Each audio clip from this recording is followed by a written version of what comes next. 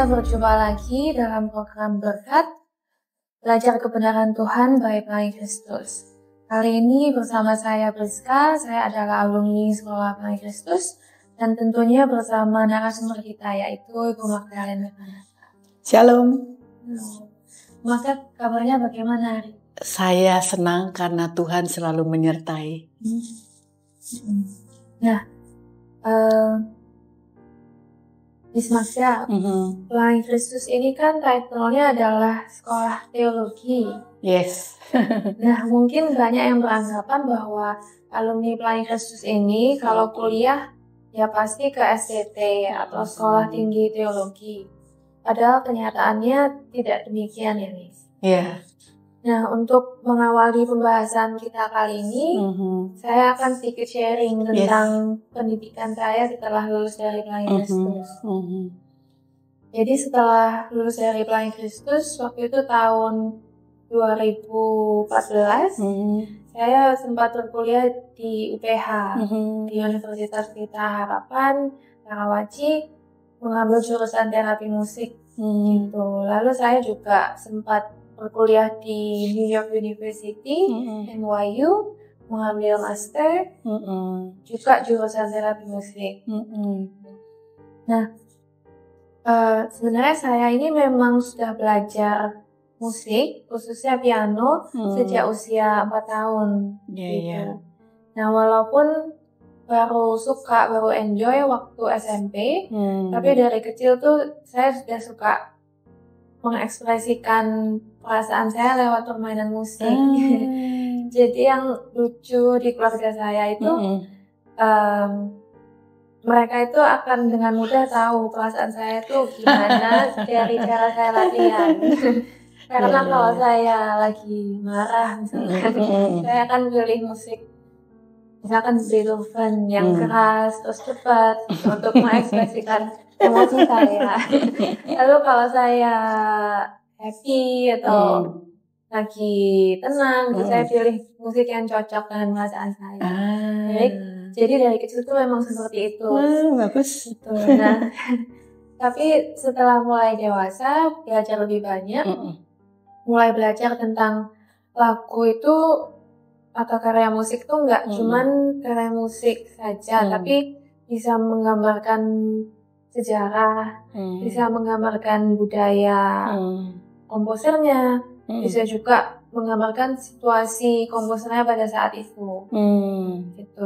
Karena nggak bisa dipungkiri bahwa musik dan kehidupan manusia itu sangat berhubungan dekat gitu. Dan dari situ saya mulai tertarik sebenarnya pengaruh musik ke manusia itu seperti apa. Dan akhirnya cari-cari di internet, terus ketemulah dengan terapi musik ini. I see. Ya. Nah, awalnya sempat kaget waktu pertama kali ambil terapi musik di UPH. Karena saya tuh kiranya terapi musik ini cuman kompos, lalu saya nggak harus ketemu orangnya secara langsung. Jadi cuma belajar cara membuat lagu yang bisa menenangkan orang misalkan. Nah, tapi ternyata di UPH ini saya harus ketemu langsung dengan kliennya, harus praktek, harus interaksi. Waktu itu sempat ragu apakah cocok dengan personality saya yang mungkin nggak terlalu sering ketemu orang. Iya, tapi karena tetap penasaran, akhirnya terjunlah tetap ke terapi musik dan sampai sekarang akhirnya. Tuhan. Nah, kalau selama kuliah sebenarnya nggak terlalu mengalami kesulitan karena saya suka pelajarannya, jadi selama kuliah tuh enjoy. Cuman mungkin kesulitan yang saya alami itu jadi saya punya kebiasaan di mana saya nunggu ditanya baru akan menjawab. Sedangkan kalau di perkuliahan, khususnya waktu di Amerika itu sangat didorong untuk inisiatif. Dan malah kalau kita memberikan pendapat tuh malah bagus kayak gitu. Nah, di awal-awal itu saya ingat saya kan berusaha untuk ngomong harus rapi gitu ya. Jadi saya suka merancang kata-katanya di otak dulu sebelum ngomong, tapi nggak berhasil karena begitu saya selesai mereka udah ganti topik karena udah cepet gitu kan. Nah terus saya pikir nggak bisa kayak gini terus, harus belajar berani. Akhirnya mulai dikit-dikit kasih pendapat yang sederhana, yang penting latihan ngomong dulu. Dan puji Tuhan sih akhirnya lama-lama bisa terbiasa untuk mengutarakan pendapat. Nah, balik lagi ke topik kita, sepengetahuan Miss Magda, apakah alumni Pelangi Kristus ini banyak mengalami kesulitan selama perkuliahan atau bisa mengikuti materi dengan baik? Oke. Priska, saya senang dengan pengalamanmu. Ya, saya permisi minum sebentar.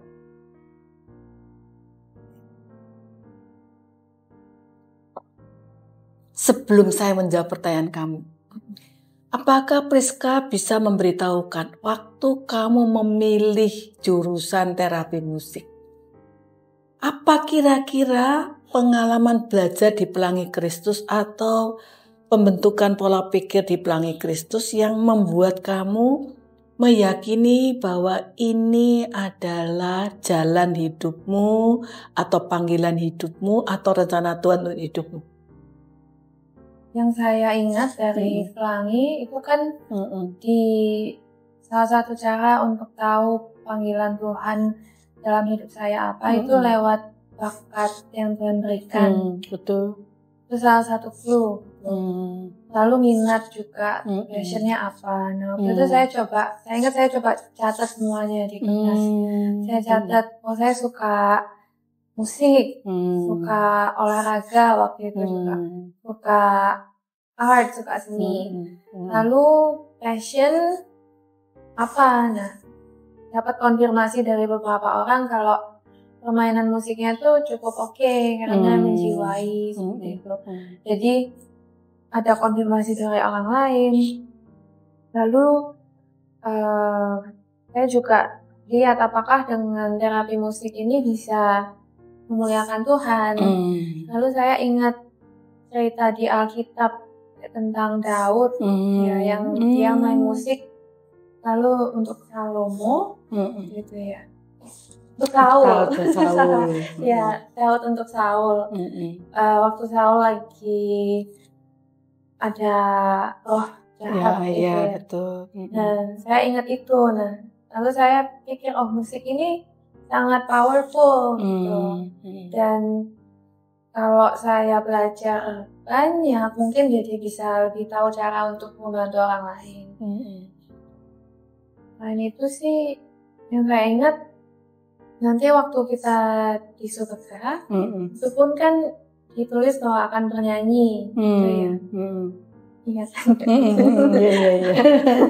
Iya, ditulis akan bernyanyi. Nah, saya jadi kepikir, ternyata musik ini sesuatu yang penting dan dipakai untuk memuliakan Tuhan, gitu kan. Nah, jadi mungkin kalau menjawab pertanyaan Magda, karena di Pelangi ini semuanya kan dikaitkan dengan Alkitab. Betul. Jadi lebih terbiasa waktu mau menentukan jurusan, waktu mau belajar sesuatu pun juga akhirnya terbiasa untuk dikaitkan kalau di Alkitab seperti apa. Ini saya senang lihat dengan jawaban Priska. Pertama begini, sebagai murid yang dari kecil waktu TKB itu mulai belajar di Pelangi Kristus, itu sudah terbentuk di dalam pikiran dan hati Priska. Saya mau hidup menyenangkan Tuhan, yang kamu bahasakan tadi seperti memuliakan Tuhan. Dan tadi Priska juga cerita bahwa kamu bisa melihat hubungan antara apa yang dituliskan di Alkitab yang menimbulkan passion dalam hatimu, dikaitkan dengan bakat dan kegembiraanmu dalam hal musik. Ternyata itu menjadi cara Tuhan memberitahu pada Priska bagaimana Tuhan akan memakai hidupmu, sehingga pada waktu kamu memilih jurusan yang akan membekali dan memperlengkapi Priska untuk melalui hidup Priska, kamu akan dipakai Tuhan untuk memberkati komunitasmu. Karena dengan demikianlah Priska memuliakan Tuhan dan menggenapkan rencana Tuhan menciptakan kamu. Ini memang menjadi visi dari seharusnya setiap orang tua Kristen, bahwa anak-anak yang Tuhan titipkan boleh menjadi anak-anak yang menggenapkan dan yang menghidupi rencana Tuhan. Pelangi Kristus mempunyai visi seperti itu.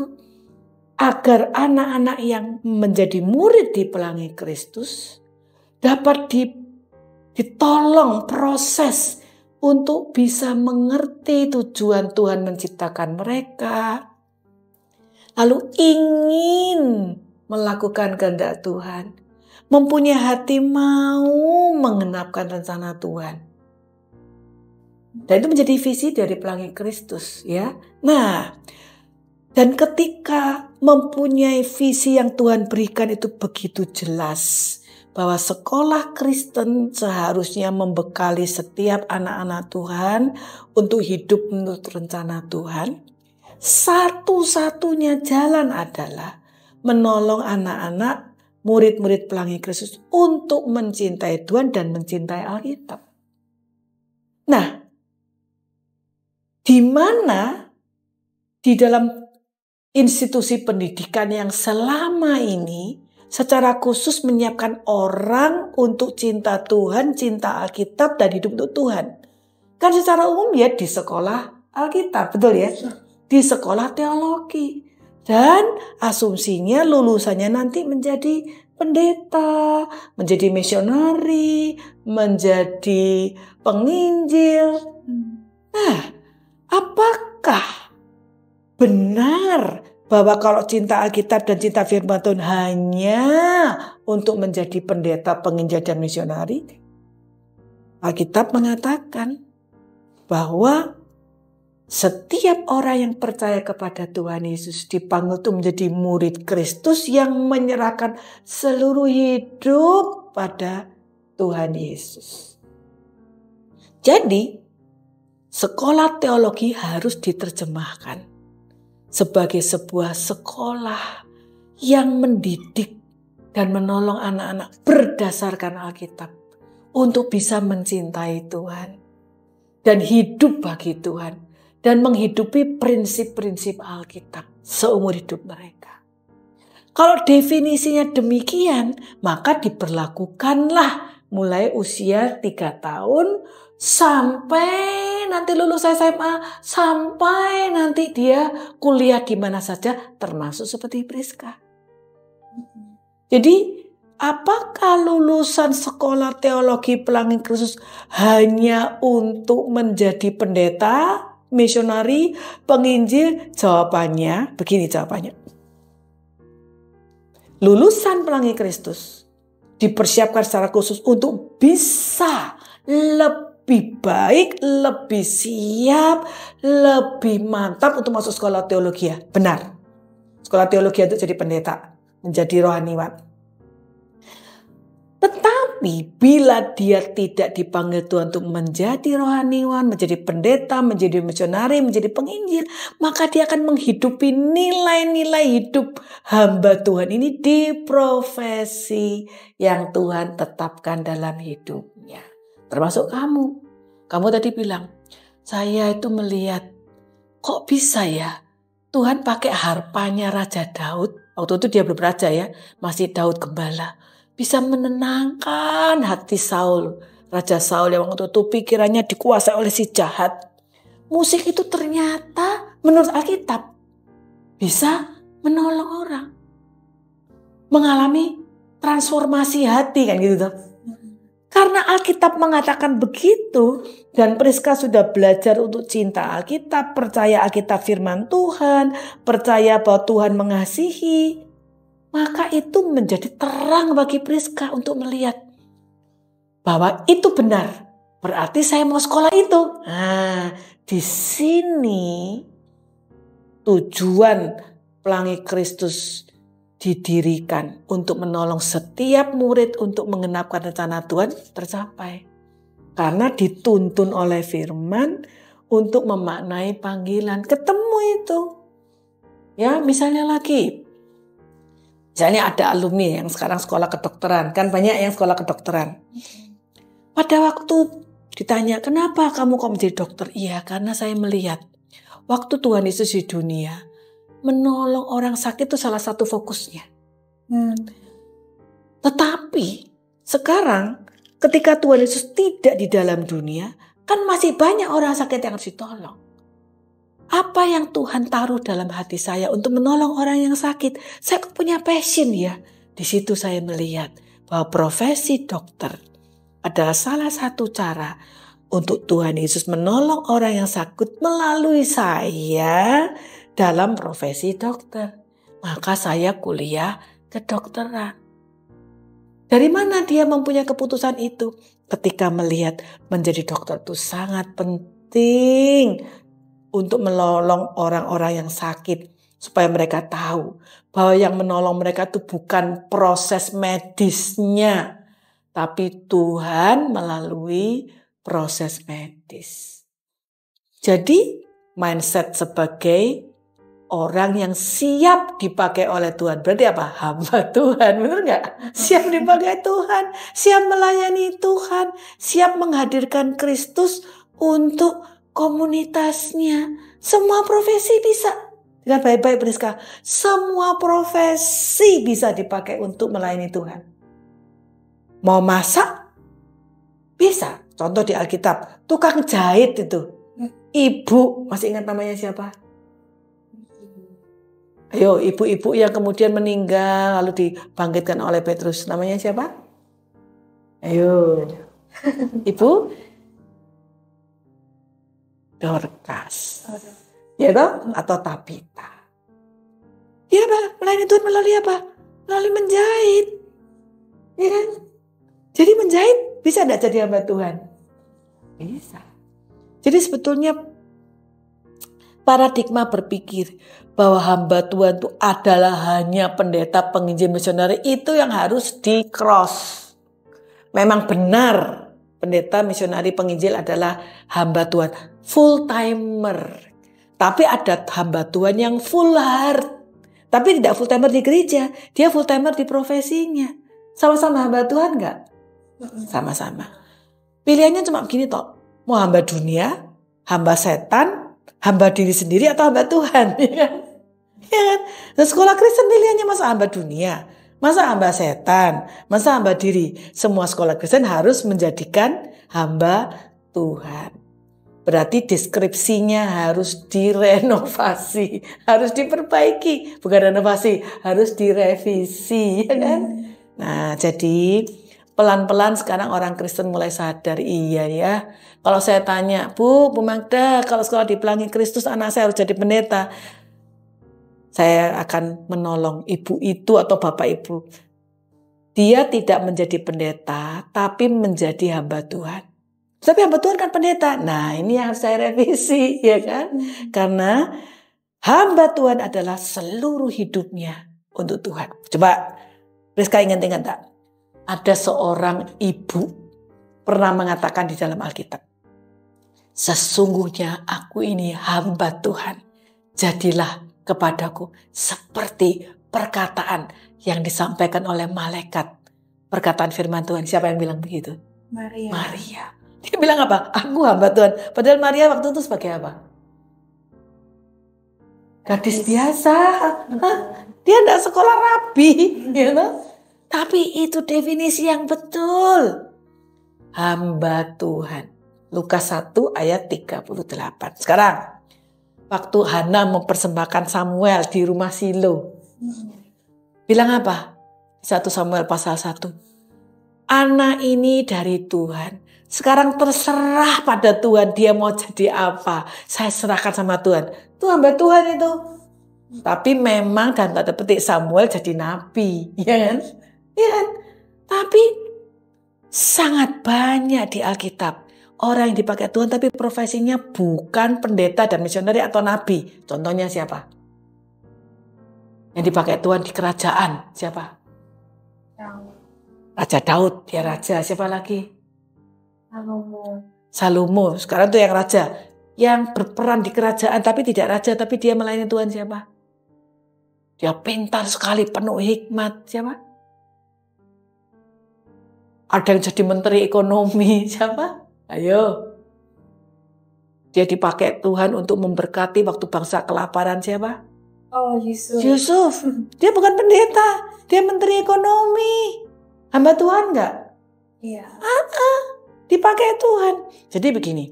Semua profesi yang dipakai Tuhan untuk menghadirkan Kristus, menghadirkan kasih Tuhan, menghadirkan kebaikan Tuhan. Sampai orang gini, Tuhan, sungguh Tuhan itu hidup. Itu dipakai Tuhan, itu hamba Tuhan. Gitu. Ya, jadi memang perlu direvisi konsep yang mengatakan hamba Tuhan harus yang di gereja. Jawabannya ada dua. Kalau bukan hamba Tuhan, dia adalah hamba dunia, hamba setan, hamba diri sendiri. Kalau bukan ketiga-tiga, ya dia hamba Tuhan. Jawaban yang kedua, yang dipakai oleh Tuhan untuk menjadi tangannya Tuhan, untuk menjadi cara Tuhan memberkati, itu hamba Tuhan. Gitu ya. Iya. Jadi sekarang saya tanya, Priska nih hamba Tuhan gak? Iya. Nah, ingat ya, lulusan Pelangi Kristus sebelum lulus ada camp pengutusan, bener ya?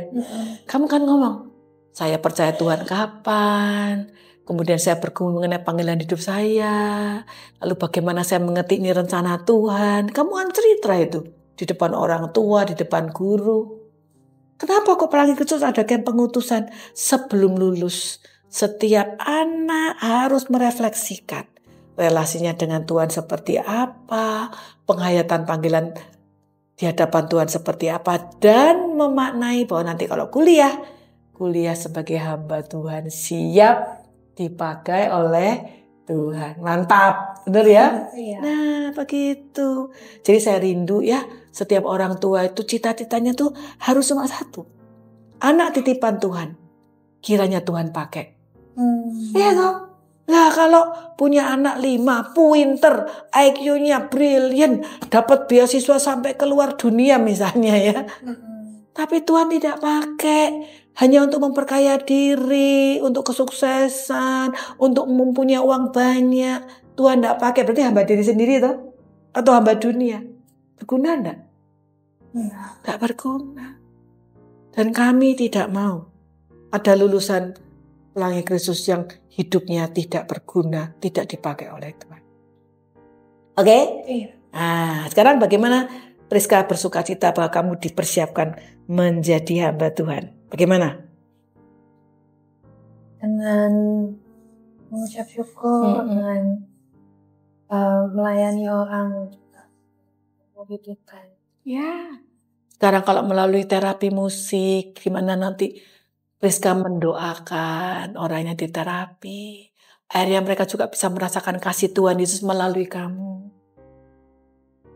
Apakah kamu sebagai hamba Tuhan melalui terapi musik sama hamba Tuhan seperti Bu Magda yang berkhotbah di gereja atau menjadi dosen atau guru Kristen di hadapan Tuhan?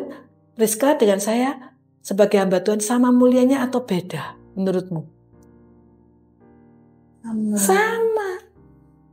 Selama kamu dipakai oleh Tuhan, apapun profesimu, dan kamu memberikan seluruh hidupmu untuk kemuliaan Tuhan, we are same. We live for God's glory. Maka ada satu tema kita toh, my story in God's story for God's glory. Ya, begitu. Oke? Iya. Ya, saya ada pertanyaan satu lagi. Boleh. Jadi kan ada beberapa alumni Pelangi Kristus yang mendapatkan beasiswa LPDP. Ya, mungkin bagi beberapa orang ini mengejutkan gitu karena biasanya kan yang mendapatkan beasiswa LPDP itu dari sekolah favorit atau murid yang sering juara olimpiade di bidang pelajaran tertentu. Bagaimana pendapat Miss Magda tentang hal ini? Lalu mungkin ada cerita alumni yang mendapatkan beasiswa yang Miss bisa ceritakan. Iya. Betul ya. Kenapa orang berasumsi bahwa kalau Pelangi Kristus alumninya dapat LPDP itu, dapat gitu ya, kaget. Karena ada asumsi seperti ini. Kalau belajar Alkitabnya dalam, logikanya kurang. Itu asumsinya. Bu, belajar Alkitab saya setuju, anak imannya kuat saya setuju, tapi saya butuh anak saya pinter loh. Emangnya kalau belajar Alkitab terus anakmu enggak pinter? Karena ada asumsi begitu. Seakan-akan kalau imannya dalam terus otaknya cetek. Otaknya pendek, otaknya kurang pinter. Karena enggak terlalu mengejar. Misalnya memang di Pelangi Kristus enggak ada ya dilatih olimpiade, enggak ada. Tapi seandainya, ini contoh yang dapat beasiswa sangat banyak ya. Dapat beasiswa ke luar negeri atau ke LPDP atau dari kampusnya ya, dapat. Banyak alumni nanti mungkin bisa diundang untuk ikut jadi host ya. Bahwa ketika anak-anak itu tidak dilatih untuk juara olimpiade. Seandainya nih Priska tuh senang matematika. Kamu belajar, kamu punya passion. Terus kamu inisiatif sendiri ikut olimpiade matematika misalnya. Ada kemungkinan enggak bisa jadi juara juga? Bisa. Ada kemungkinan. Tapi memang tidak banyak murid-murid Pelangi Kristus yang masuk jalur itu. Tapi kita bukan tidak mau. Nah, karena kita tidak fokus ke sana, fokus ke sini, dianggapnya menjadi tidak cerdas tadi, tidak brilian tadi. Sehingga waktu, masa Priska dapat LPDP? Ada satu lagi temanmu ya, Gaby, adik kelas ya? Iya. Dia dapat LPDP, orang kaget.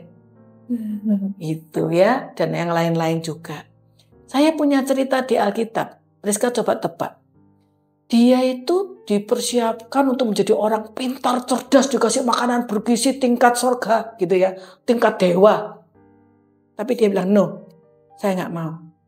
Saya mau makanan yang benar-benar tidak pernah dipersembahkan kepada berhala. Juga makanan yang tidak disiapkan seakan-akan makanan ini sakti membuat orang jadi cerdas. Saya mau hanya makanan yang dipersiapkan dengan sederhana tapi sesuai dengan iman saya sebagai orang yang percaya kepada Tuhan. Dia mengatakan no kepada yang makanan-makanan santapan raja. Dia hanya mau makan makanan rakyat jelata tapi dengan prinsip-prinsip kebenaran firman Tuhan. Kemudian dibuktikan dia cerdasnya 10 kali lipat siapa? Daniel. Kita bilang dia 10 kali lipat. Berarti makin beriman ternyata makin berhikmat. Jadi pintar dan berhikmat itu sebenarnya urutannya begini. Ketika kamu dikatakan pintar itu berarti knowledge bisa kamu serap, kamu mengerti. Tapi ketika knowledge yang kamu serap jadi tahu, kemudian kamu mengerti, itu kamu bisa menerapkan, terampil praktek. Lalu kamu menghidupinya untuk Tuhan, itu wisdom. Dan dia menjadi menteri, katakanlah kalau zaman sekarang menteri.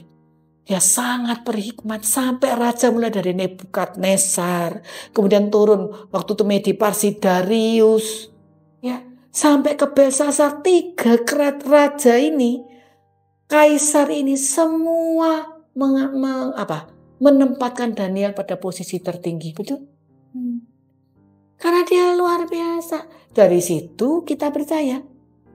Bahkan ketika seorang itu sangat menghormati kebenaran Tuhan, mengutamakan carilah dahulu kerajaan Allah dan kebenarannya, maka semua akan ditambahkan kepadamu. Matius 6 ayat 33. Itu kita bilang. Berarti malah seharusnya lulusan yang belajar firman Tuhan dengan mendalam, waktu di kampus itu makin cemerlang. Itu kalau kita pakai istilah ya, makin berhikmat. Sekarang Rizka tanya sama Bu Magda, ada contohnya enggak? Nah, gini contohnya. Hampir semua lulusan Pelangi Kristus itu waktu dia kuliah, karena kan dia sudah belajar cara belajar toh. Iya. itu lulusnya tuh cum laude. Lulus cum laude benar nggak? Ya, lulus cum laude itu IPK-nya rata-rata di atas 3,5. Kok bisa? Karena hatinya itu mengasihi Tuhan. Semua untuk Tuhan. Belajar mengandalkan Tuhan. Belajar mohon berkat Tuhan. Jadi kalau dia pintar itu juga bukan pintarnya si anak. Tapi karena Tuhan memberkati. Sehingga kemudian ada pengakuan atau konfirmasi dari komunitas perguruan tinggi. Oh, dia IPK-nya di atas 3,5. Lulusnya rata-rata cum laude. Ini nggak luar biasa. Ya, jadi apa buktinya? Ada yang dapat beasiswa, lulus cum laude. Itu semua membuktikan semua adalah berkat Tuhan. Bahkan bukan gara-gara Pelangi Kristus, tapi gara-gara firman Tuhan. Gara-gara mengandalkan Tuhan. Karena kan dengan belajar firman Tuhan, murid-murid mengandalkan Tuhan, benar nggak?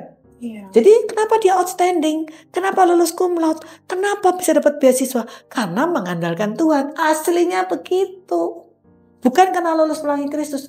Tapi bagaimana murid-murid mengandalkan Tuhan? Karena sudah dilatih sejak di Pelangi Kristus. Semua harus mengandalkan Tuhan.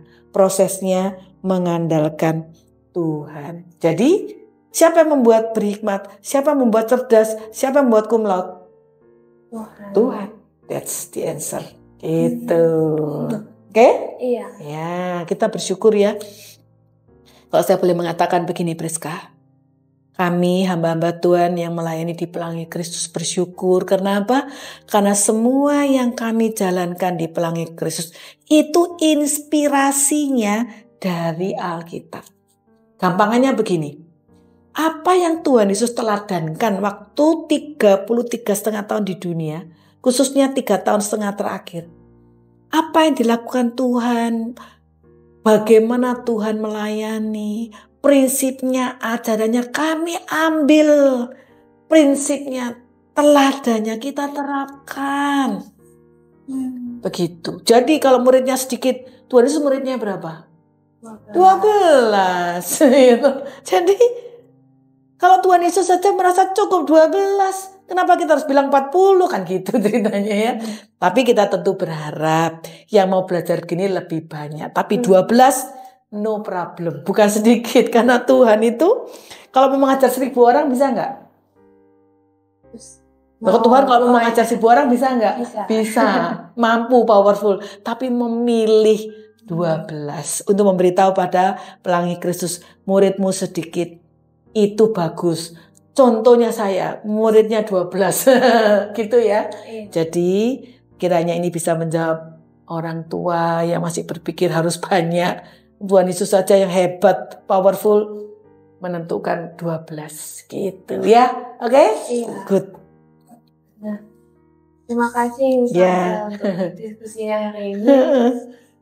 Ya, pastinya sangat bermanfaat ya untuk orang tua yang masih berumur mau memilih sekolah di mana. Oke, mungkin cukup untuk hari ini. Gitu. Terima kasih untuk waktunya. Tuhan Yesus memberkati.